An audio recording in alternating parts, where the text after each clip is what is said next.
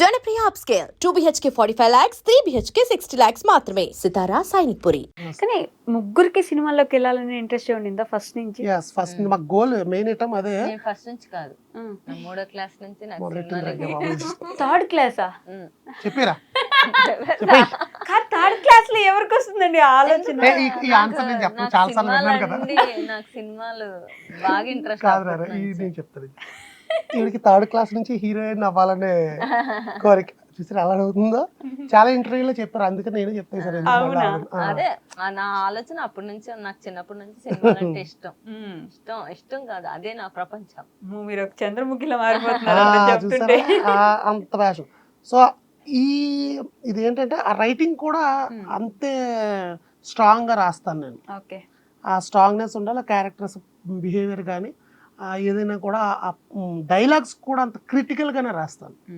Because ఎందుకంటే cinemas లో మనం ఇట్లాంటి పంచెస్ కానీ డైలాగ్స్ కానీ వస్తే మనం ఎట్లా ప్రూవ్ చేసుకోవాలి, అట్లానే ప్రిపేర్ చేసా ఫస్ట్. మీరు మొత్తం కూడా సినిమాని మైండ్ లో పెట్టుకొని ప్రిపేర్ చేసుకొని అక్కడి నుంచి ఏదేమైనా సరే అదే మన గోల్. దాంట్లో చేస్తే ఎలా ఉంటామో ఇక్కడ కూడా అలానే చేయాలి, అది మాత్రమే ప్రిపేర్ అవుతూ వచ్చారు. అందుకని ఇప్పుడు మేము సినిమాలు చేసినా ఎక్కడికైనా ఏదైనా చేసినా వెంటనే దానికి కనెక్ట్ అయిపోతాం.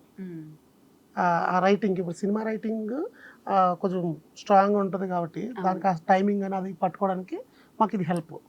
కాస్ట్యూమ్స్ గానీ సెట్ గానీ మొత్తం ప్రిపేర్ అయిపోతారా? మైండ్ ఎట్లా ఆ మెడలో ఒక తాళేసుకోవాలి, నెత్తిన ఒక బొట్టు పెట్టుకోవాలి, ఇట్లా మొత్తం ప్రిపేర్ అయిపోయి సెట్ ఆఫ్ సెట్ ఇలా వచ్చేస్తారా? నిజంగా అదృశ్యం ఉండాలండి బాబు, అలా మారిపోయి ఇలా రావాలంటే. అండ్ ఒకటే క్యారెక్టర్స్ మారుతూ ఉన్నాయి అనుకోండి, మీకు కూడా ఫీల్ ఉండేది కాదు, మాకు కూడా ఆ ఫీల్ ఉండేది కాదు. 5 years గా సేమ్ పీపుల్ ని సేమ్ ఇలానే చూడడం వల్ల మాకు కూడా ఒక కనెక్షన్ వచ్చేసింది. వీళ్ళు వస్తారు, ఫ్రైడే వస్తారు, ఒక వీడియో ఇస్తారు, మనం చూడొచ్చు. కానీ మాకేం అలా రెగ్యులర్ గా వైఫ్ క్యారెక్టర్ చేయాలని ఉండదు. నాకైతే డిఫరెంట్ క్యారెక్టర్స్ చేయాలని ఉంటది. అయ్యో, నాకు కూడా సైకో కిల్లర్ అలాంటివి చెయ్యాలని. ఏంటండి మీరు ఒక్కసారిగా అంత వైలెంట్? సైకో కిల్లర్స్ ఎప్పుడు సైలెంట్ గానే ఉంటారు. నెక్స్ట్ ఆ క్యారెక్టర్ వస్తుందో ఇప్పటి నుంచి ప్రిపేర్ నేను ఆవిడ చాలా పాపం సైలెంట్, ఎవరితో మాట్లాడరు, కొంచెం సినిమాలో అంతనా ఎప్పుడు సైలెంట్ గా అతను సైకో కిల్లర్ ఎవరని అనుకుంటారు ఆడియన్స్, ఫైనల్ లో తెలిసింది. ఇంటర్వ్యూ స్టార్ట్ అయ్యేటప్పుడు చెప్పాను, ఇంకా చాలా మీరంత ముద్దుగా ఉండి పాపం జనాలు ఏదో అనుకుంటున్నారండి మిమ్మల్ని, మా సౌజన్య గారు బాగుంటారని చెప్పేసి మీరు డైరెక్ట్ సైకో కిల్లర్ అనేసారు. అంటే ఒక్కొక్క క్యారెక్టర్ అలా చేయాలి, అంటే ఆవిడ అలాంటి క్యారెక్టర్స్ వైవిధ్యమైన యాక్టింగ్ చేయాలన్నది ఆవిడ కోరిక. క్యారెక్టర్ వరకు అయితే ఓకేలేండి, కత్తి పట్టుకొని వచ్చేస్తారేమో చూడండి. నేను భయపడి అందుకే రాయట్లేదు అలాంటి క్యారెక్టర్లు. ఆవిడ జీవించింది అనుకోండి, నాకు జీవం లేకుండా. అసలు డైలాగ్ చూసారా వెంటనే, ఆవిడ జీవించింది అనుకోండి, ఆవిడ జీవం లేకుండా. గొడవ కూడా అలాగే పడతాం, ప్రాసలోనే గొడవ పడతాం. నేను ఇదేదో విన్నా, ఏడిస్తే కన్నీళ్ళు వస్తాయి కానీ కాదు, అదే పళ్ళు రాలవే. ఏడిస్తే కన్నీళ్ళు రాలుతాయి కానీ నవ్వితే పళ్ళు రాలవే. అందుకే ఇప్పుడు నవ్వుతూ ఉంటారు, ఏ బాధ వచ్చినా నవ్వుతూ ఉండాలంటారు. ఎక్కడి నుంచి వస్తాయండి ఆ డైలాగులు? అసలు రాసి అలవాటు. అది ఎవరైనా చూసి సిచ్యువేషన్ చూసి రాసుకుంటారా అట్లా? కొన్ని ఏంటంటే అండి, రియల్ గా కొన్ని జోక్స్ ఉంటాయి చూడండి, పేపర్ జోక్స్ ఉంటాయి, మన కార్టూన్ జోక్స్ ఉంటాయి, అవి చూసినప్పుడు బాగా హ్యాపీ అనిపిస్తుంది, భలే రాసారబ్బా అని. ఇది యాక్ట్ చేస్తే ఎలా ఉంటది అనే థాట్ తో కొన్ని ఉంటాయి రాసి, అట్లాంటి కొన్ని పెడతా ఉంటా, నాకు బాగా అనిపిస్తుంది అలా. కొన్ని ఇంకా రాసి ఆల్మోస్ట్ 250 episodes. ఎవ్రీ స్క్రిప్ట్ వచ్చి ఒక 15 pages వరకు ఉంటుంది. సో నేను అది ఇంకా ప్రతి స్క్రిప్ట్ రాస్తాం కదా, సో దానివల్ల ఏంటంటే అలవాటు అయిపోయింది, రైటింగ్ అలవాటు అయిపోయి ఆ ప్రాస కానీ డైలాగ్ కానీ అలా ఊహించుకుంటే వచ్చేస్తుంది. ఇంకా అలా అట్లా ఊహించుకోవడం ఇప్పుడు వచ్చిందిగా, ఇప్పుడు వచ్చిందిగా అట్లా అనుకున్నాం. ఎప్పుడైనా ఎక్కడైనా పోతుంటారు, ఒక డైలాగ్ వచ్చింది అనుకో, అక్కడికక్కడ ఆగి రాసుకుంటూ ఉంటారా మీరు? నిద్రపోతున్నప్పుడు ఈయన నిద్రలో ఉన్నప్పుడు వస్తాయి అనమాట ఆయనకి డైలాగులు, ఇది బాగుంది అని చెప్పి నిద్రలోనే లేచి రాసేసి పడుకుంటారు. నిజంగా అది అంటే ఒక్కొక్కసారి ఉంటుందండి అది. ఎర్లీ మార్నింగ్ ఏదో ఆలోచన తిరుగుతూ ఉంటుంది బ్రెయిన్ లో, ఇది పడుకో బాగుంది. ఉన్నప్పుడు నిద్రలో. అంటే మరి అంత ఓవరొద్దు, డీప్ స్లీప్ లో కాదు, ఓకే. జస్ట్ పడుకుంటాం అలా నిద్రపోదాం అనుకునేటప్పుడు ఏదో మైండ్ తిరుగుతూ ఉంటుంది, ఈ డైలాగ్ బాగుంది కదా మర్చిపోతాం ఏమని చెప్పి ఫోన్లో నోట్స్ ఉంటుంది కదా, ఆ నోట్స్లో రాస్తాను, ఓకే. రాసి పడేస్తాను. ఒక్కొక్కసారి దాని కంటిన్యూషన్ అవుతుంది, మళ్ళీ అది రాస్తాను. ఇంకా అలా అలా ఉంటాయి. ఎర్లీ మార్నింగ్ ఏదో ఆలోచన వస్తుంది, ఏదో స్క్రిప్ట్ ఇది బాగుంటుంది కదా, ఈ ఫన్ ఇలా వస్తుంది, ఇలా అనుకున్నది వెంటనే మళ్ళీ లేచి రాసుకోవడం ఇట్లాంటిది ఉంటుంది. నాకనే కదా ఎవరికైనా ఉంటుంది అది, రాసే రైటర్స్ కి కాకపోతే ఎప్పుడు నా బ్యాగ్ లో పేపర్స్ పెన్ను మ్యాండేటరీ. మ్యాండేటరీ. అవి రెండు అయితే నా బ్రెయిన్ కి పని చెప్తారు, ఈ పాయింట్ గుర్తు పెట్టుకో తర్వాత చెప్పు. తర్వాత దానికి తర్వాత తనకు కానీ సౌజిక్ గారి చెప్తా ఉంటా, అమ్మా ఇది చూడు ఇది ఏదో అది అని చెప్పి, ఇది వర్కౌట్ అవుతుందని ఆవిడ అంటది, ఈవిడేమో ఓకే గుర్తు చేయబడినప్పుడు అది పెట్టుకుని నెక్స్ట్ టైం రాసినప్పుడు చెప్తారు. మీరు అట్లా బాగా అనుకుని మీకు రాసేటప్పుడు బాగా అనిపించి తీసేటప్పుడు సూపర్ గా వచ్చింది అనిపించి ఆడియన్స్ కి అంత కనెక్ట్ అవ్వని వీడియో ఏంటి? హర్రర్ కాన్సెప్ట్ చాలా బాగా చాలా ఇంట్రెస్టెడ్ గా చేస్తాం. కుమారి గారు కూడా బాగా పెర్ఫార్మ్ చేశారు. డైలాగ్స్ కానీ సీన్స్ కానీ చాలా బాగున్నాయి. స్పాట్ లో చాలా యాక్చువల్లీ చాలా నవ్వుకున్నాం చేసేటప్పుడు, చాలా కానీ అది ఎందుకో కనెక్ట్ అవ్వలేదు. ఏంటి ఇది కనెక్ట్ అవ్వలేదు అని చెప్పేసి అనుకున్నాం. ఈవెన్ రీసెంట్ గా కూడా అది పెట్టి చూస్తే మళ్ళీ మాకు నవ్వు వచ్చింది. అది ఒక్కొక్కసారి అవుతుంది, అంటే వాళ్ళు మన దగ్గర నుంచి ఏది ఎక్స్పెక్ట్ చేస్తున్నారో అది వాళ్ళకి నచ్చుతుంది. మన సొంత ప్రయత్నం చేసింది ఏంటంటే చాలా చాలా ఊరుకోవడం. అంటే ఎన్ని సంవత్సరాల నుంచి చేస్తున్నా ఆడియన్స్ పల్స్ ఏంటో కనుక్కోవడం ఇప్పటికీ కష్టమే కదా. ఏం లేదండి, మొగుడు పిల్లలు ఎగిరెగిరి తన్నుకుంటే వాళ్ళకి బాగా నచ్చింది. మేము చూసాం కదా, ఎప్పుడైతే ఆయన పడుకొని నిద్ర బెడ్ మీద ఆ సీన్లు చేస్తాం, నిద్రపోయి లేచినప్పుడు నిద్రలో తన్నినట్టు, లేకపోతే వెళ్ళి మంచం ఎక్కి కోవేశ్వరలాగా ఎగిరి తన్నినట్టు, అవన్నీ బాగా ఎంజాయ్ చేస్తారు. కొట్టుకోవటం, గొడవలు పడటం కాదు, ఆడియన్స్ బాగా ఎంజాయ్ చేస్తారు. మొగుడు పిల్లలు ఎప్పుడు కొట్టుకోవటం, గొడవలు, రియల్ గా జరిగే ఇన్సిడెంట్లు ఎప్పుడైతే చేస్తామో కనెక్టివిటీ ఉంటుందో బాగా ఎంజాయ్ చేస్తారు. నిజం చెప్పండి, మీకు కూడా ఇష్టం కదా అట్లా కొట్టేది తన్నేది? అలా ఏం ఉండదు, నాకు కొట్టాలి తన్నాలని ఉండదు, నాకు వెరైటీ ఇష్టం. క్యారెక్టర్ అలా అలా ఇష్టం, కొన్ని బాగా ఇష్టం. కొన్ని సెంటిమెంట్ సీన్స్, కొన్ని సెంటిమెంట్ సిచ్యువేషన్స్ అవి కూడా చేసాం. అవి కూడా పబ్లిక్ బాగా రిసీవ్ చేసుకున్నారు. లేడీస్ గురించి చెప్పిన డైలాగ్స్ గానీ వాళ్ళకి అవును. ఇంతకు ముందు నీతి కూడా ఉండేది మీ ప్రతి వీడియోలో. ఎండింగ్ వచ్చేసరికి ఏదైనా ఒక విషయం టేక్ అవే ఉండేది. రామాయణం మహాభారతాలు కొంచెం యాడ్ చేసేవాళ్ళం, ఆ పాయింట్ నాకు ఇష్టం బాగా. రామాయణం మహాభారతం అంటే చాలా ఇష్టం నాకు. సో రాముడు ఫాలోవర్ కొంచెం, సో అందుకని ఏంటంటే నాకు అవి టచ్ ఇవ్వాలన్నది. బేసిక్గా ఆ ఇన్స్పిరేషన్ కి కారణం త్రివిక్రమ్ గారు. ఆయన ప్రతి మూవీలోని డైలాగ్స్ చూడండి మీరు. సత్యం సన్ ఆఫ్ సత్యమూర్తిలో కూడా అల్లు అర్జున్ గారు అంటారు,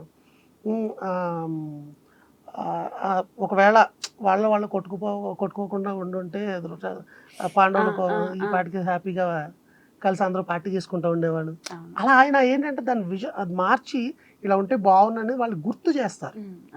బికాజ్ ఇప్పుడు తెలియని వాళ్ళు ఎవరైనా ఉన్నారు, ఇప్పుడు జనరేషన్ చాలా మందికి రామాయణ మహాభారతాలు తెలియవు. సో వాళ్ళు చూసి ఏంటి అని అడిగే అవకాశం కూడా ఉంది కదా.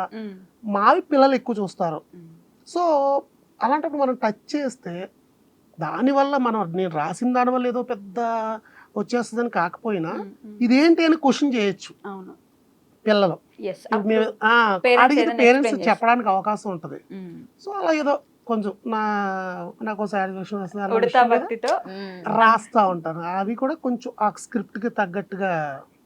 ఒక దాంట్లో మావయ్య గారు అడుగుతారు, ఏదో పిల్లలు పుట్టట్లేదనే కాన్సెప్ట్ ఉన్నప్పుడు వేరే మ్యారేజ్ చేసుకోవచ్చు కదా అల్లుడు అని చెప్పేసి ఏదో అంటారు. ఈవిడే దానికి ప్రోత్సహిస్తున్నట్టు ఏదో ఉంటే ఆయన డైలాగ్ వేస్తాడు, సీతాదేవికి తప్పలేదు కదా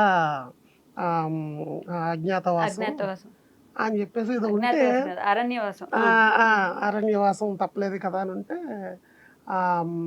అలాంటిది నువ్వు నా కూతుర్ని వదిలేయడంలో తప్పే ఉందాలి అన్న టైప్లో ఏదో ఉంటుంది. అంటే అక్కడ నేనే రాసిన ఇది మా ఫ్యామిలీ కాబట్టి నేను రాముడు గొప్పడు మావయ్య, అందుకనే ఎవరైనా సీతాదేవి మంటల్లో దూకుతున్నా భరించగలిగాడు ఇలా ఉంది, కానీ రావడం అంత గొప్పవాడిని కాదు, నన్ను దాన్ని విడదీయడం చూస్తే ఏదో చేస్తారు ఆ టైప్. అంటే ఆ నీతి పోదు. అవును. దాన్ని గుర్తు చేస్తూ మా కాన్సెప్ట్కి ఎలా చెప్పగలం. అంటే అదైతే పిల్లలకి అక్కడ మ్మ్. క్వశ్చన్ మార్క్ రేజ్ అసలు Yes. ఎందుకు సీతాదేవి ఆ మంటల్లోకి వెళ్ళింది ఇలాంటి మ్మ్. క్వశ్చన్ మార్క్ రేజ్ Yes, అయినా కూడా yes. ఈ జనరేషన్ కి అదొక యూస్ఫుల్ థింగే కదా. యూస్ఫుల్ థింక్ అవుతుంది. అసలే చాలా తక్కువ మంది భక్తి అవును. గాని లేకపోతే దేవుళ్ళ గురించి గాని మ్మ్. తెలియట్లేదు అసలే మరి చాలా రామాయణ మహాభారతాలు మనకి భక్తి ఒకటే కాదండి, దాంట్లో మనకి ఏదైనా క్రిటికల్ సిచ్యువేషన్ వస్తే అది దాంట్లోంచి మనం నేర్చుకోవచ్చు. దాన్ని ఎలా మనం ఓవర్కమ్ చేయాలి అన్నది నేర్చుకోవడం చాలా ఉంది. సో ఆ దృష్టితో మనం చూసామంటే కనుక రామాయణం, అందుకే అవి ఇప్పుడు నాళ్ళలో ఆ కావ్యాలు ఇప్పటికీ మనం ఉన్నాయి. కారణం అంటే ఎవరు ఏ కోణంలో చూస్తే ఆ కోణంలో కనిపించే అవకాశం. ప్రతి క్వశ్చన్ కి ఆన్సర్ ఉంటది Yes, రామాయణ yes, మహాభారతాల్లో. మీరు చూస్తారండి ఇట్లాంటి ఇతిహాసాలకు తగిన మ్మ్. సీరియల్స్ చూసేవాళ్ళం అండి. చూసేవాళ్ళ ఆ. ఇంట్రెస్ట్ ఉంది interest అలాంటి ఉంది. క్యారెక్టర్స్ వస్తే చేస్తాను నేను. నాకు ఏదైనా ఏమిటి కొత్తగా ట్రై చేయటం అంటే నాకు చాలా కొత్తగా ఇష్టం. try ఏదైనా చేస్తా, స్ట్రాంగ్ క్యారెక్టర్ అయినా సరే, కొత్తగా కొత్త వైవిధ్యం ఉన్న క్యారెక్టర్ ఏదైనా. ఇప్పటి వరకు సినిమాల్లో అవకాశాలు రాలేదు అంత నేను చేశానండి. ఆయి అంత సినిమా మంచి- చేశాను, మ్మ్. అరేబియా కడలి చేశాను. ఓ ఇప్పుడు నెక్స్ట్ ప్రియదర్శి గారిది ఒకటి వస్తుంది, అది చేశాను. అవునా? మ్మ్. ఏ సినిమా ప్రియదర్శి గారిది? నేమ్ అనౌన్స్ చేశారు, నాకు ఐడియా లేదు. ఓకే, చేస్తున్నారు సినిమాలు కూడా. మ్మ్. మీరు నాకు తగ్గ క్యారెక్టర్ రాలే, వస్తే ఖచ్చితంగా చేస్తాను. సైకో థ్రిల్లర్ సైకో కిల్లర్ అట్లాంటి ఏమైనా రాస్తే మన వాళ్ళు చాలా తక్కువ కదా వస్తుంది. కానీ మీరు సెట్ అవ్వరేమో అండి, ఎంత క్యూట్ గా. అవును, అందుకే నాకు అన్ని మాస్ క్యారెక్టర్లే వస్తున్నాయి. క్యూట్ గా క్లాస్ క్యారెక్టర్స్ ఏది రావట్లేదు. అంటే నా దాకా నేను సెట్ అవ్వట్లేదు వాటికి. మీరు అన్ని రిజెక్ట్ చేస్తున్నారు ఇంకా. రిజెక్ట్ చేస్తా. అదే ఒక్కసారి నువ్వు చేసి చూస్తే నువ్వు కూడా చేయగలవని తెలిసిపోతుంది. లేదు, అన్ని వేరియేషన్ చేస్తుంది. కానీ అదే అర్థం బేసిక్ గా చేయట్లేదు. నన్ను చూసి క్లాస్ క్యారెక్టర్స్ కి సెట్ అవుతుందని వాళ్ళకి ఉంది. ఓర మాస్ ఊరం మాసా మరీ అంత కాదులేండి, మరి అంత class mass mix. Mix. So ఇందాక రాముడు గురించి మాట్లాడుతుంటే రాముడు ఏకపత్ని వ్రతుడు అనే డైలాగ్ గుర్తొచ్చింది నాకు. మరి శ్రీనివాస్ గారు ఏ పత్నికి అది ఆ సీతాదేవి ఎక్కడ ఉందో అంటే, బికాస్ రాముల గారికి పెళ్ళి అయిన తర్వాత అజ్ఞాతవాసం వచ్చింది. మేము ముందు అజ్ఞాతవాసం చేసి తర్వాత చేసుకున్నాం. మీరు అజ్ఞాతవాసం కాదు, పూర్తిగా ఏదో బాగానే కుదిరింది. అది మళ్ళీ ఇప్పుడు డైలాగ్ రాసుకోరా సాంబా అంటారేమో ఇప్పుడు. నిజంగా మేము ఒకసారి ఇలాగ మా అమ్మగారు పెళ్లి చేసు అన్నప్పుడు ఎక్కడో పూజలు ఏది చేస్తా ఉంటదమ్మా, వెయిట్ టైం వచ్చినట్టు నేను ప్రత్యక్షం అవుతానులే అంట.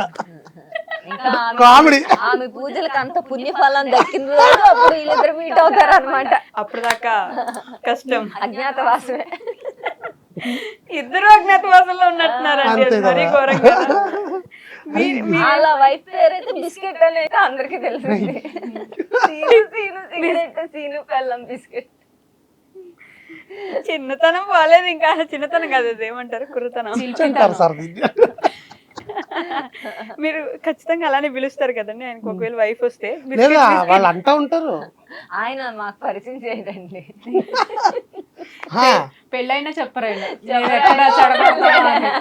అరే వీళ్ళు లేకుండా పెళ్ళట మిమ్మల్ని పిలుస్తారులేండి బాబు, పెళ్లి చేసుకుంటే అటొకరు ఇటొకరు నిలబడి. టాపిక్ ఇలా ఉంది.